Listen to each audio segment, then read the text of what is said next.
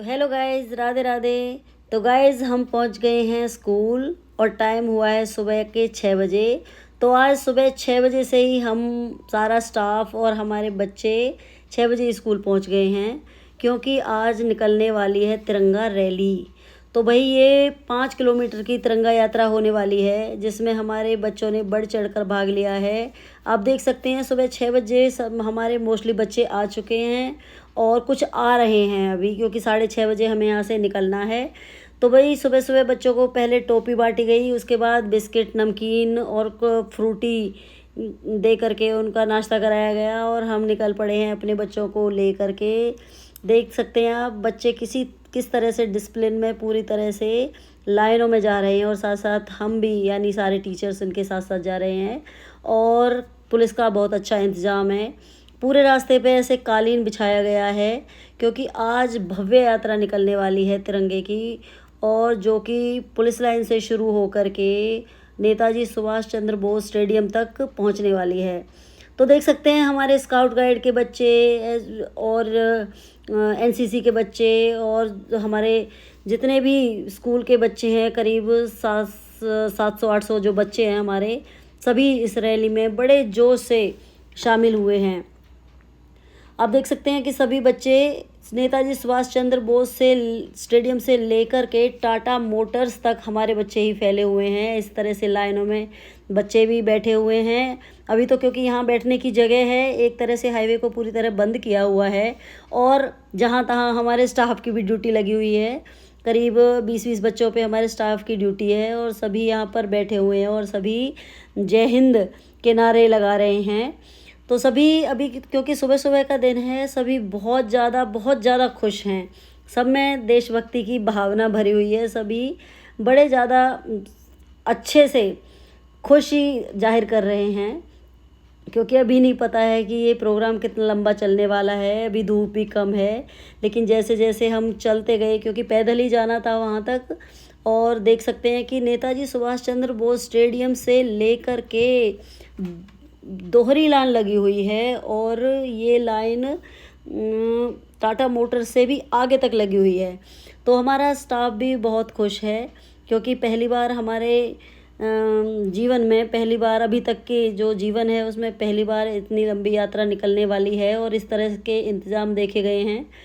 क्योंकि ये यात्रा सुबह 6:30 से शुरू होकर के करीब 10:30-11 बजे तक का प्रोग्राम था, लेकिन भाई आज धूप गर्मी बहुत ज़्यादा थी, लेकिन फिर भी बच्चों का जोश कम नहीं हो रहा था। वो वंदे मातरम और भारत माता की जय के नारे लगा रहे थे और बड़े ही खुश थे, बड़े उत्साह में थे।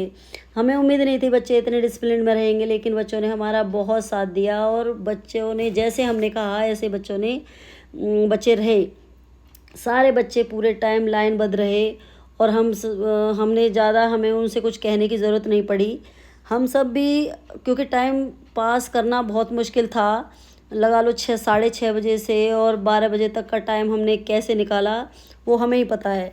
एक रास्ते से, मतलब हाईवे एक साइड से बिल्कुल पूरी तरह जाम कर रखा था, बिल्कुल कोई आवागमन नहीं था, सिर्फ बच्चे ही बच्चे थे। यहाँ से स्टेडियम से लेकर के और पुलिस लाइन तक सरकारी और गैर सरकारी सभी स्कूलों के बच्चे और अध्यापक रोड पे थे। तो भाई गर्मी बहुत ज़्यादा हो रही थी। आप देख सकते हैं कि सभी पसीनों में बिल्कुल लथपथ हो रखे हैं, और तभी बच्चों को वैसे तो पानी की व्यवस्था थी, बच्चों को पानी भी दिया जा रहा था टाइम टाइम पे, उनको बल्टा, कोल्ड ड्रिंक, इस तरह से उनका ध्यान रखा जा रहा था। खाने पीने की चीज़ें उनको दी जा रही थी, लेकिन हम तक तो सिर्फ यही एक बंटा जीरा ही पहुंचा था। हम अपनी बोतल पानी की लेके गई थी मैं तो, कम से कम, क्योंकि वहाँ कुछ नहीं पता था कि क्या होने वाला है। तो भाई हम टाइम पास करने के लिए, क्योंकि यात्रा बहुत ज़्यादा डिले चल रही थी, हम टाइम पास करने के लिए रील बनाने लगे, वीडियो बनाने लगे। और करें भी क्या धूप में खड़े होके, क्योंकि कोई भी छाया नहीं थी, कोई पेड़ नहीं थे जिसके नीचे हम खड़े हो जाएं। तो इसी तरह से अपना टाइम हम बिता रहे थे।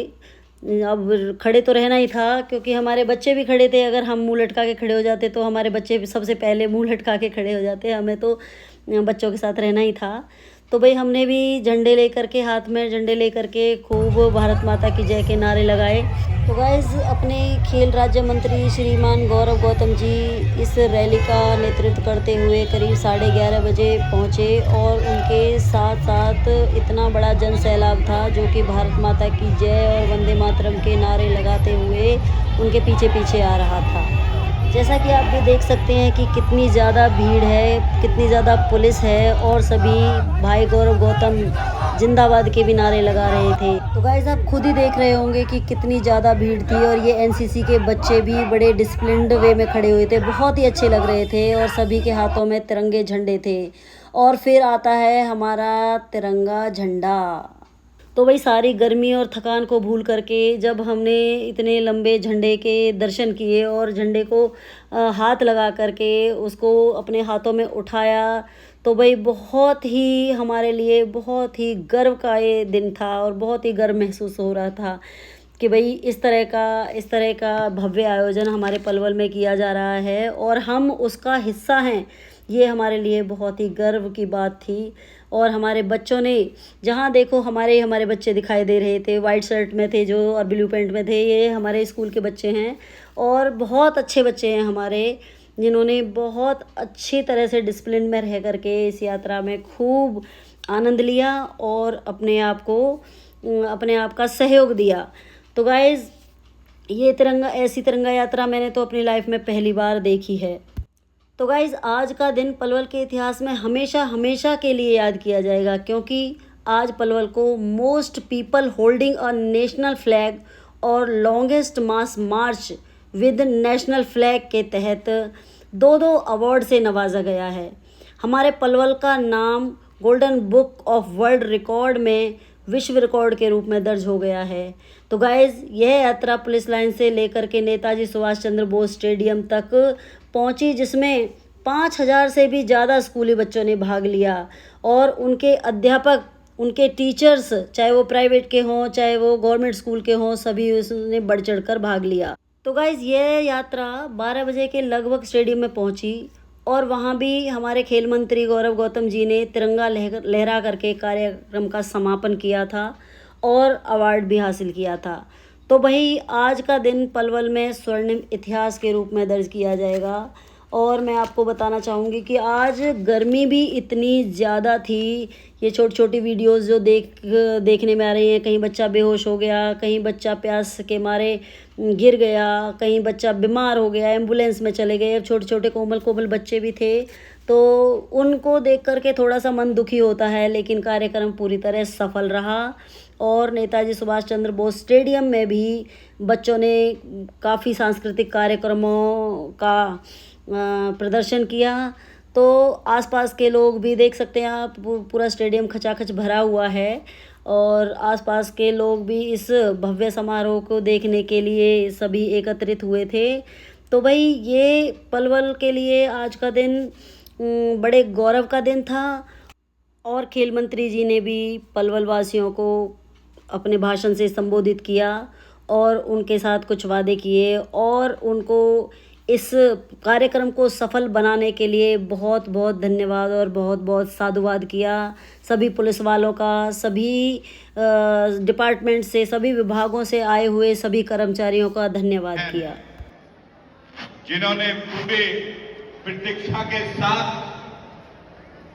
आज के बाद अगर आप गूगल पर मारोगे कि दुनिया का सबसे बड़ा तिरंगा किसने फहराया, तो उसमें नाम आएगा पलवल का। ये मेरे लिए नहीं है, ये किसी पार्टी के लिए भी नहीं है, ये पलवल के हर उस वासी को है।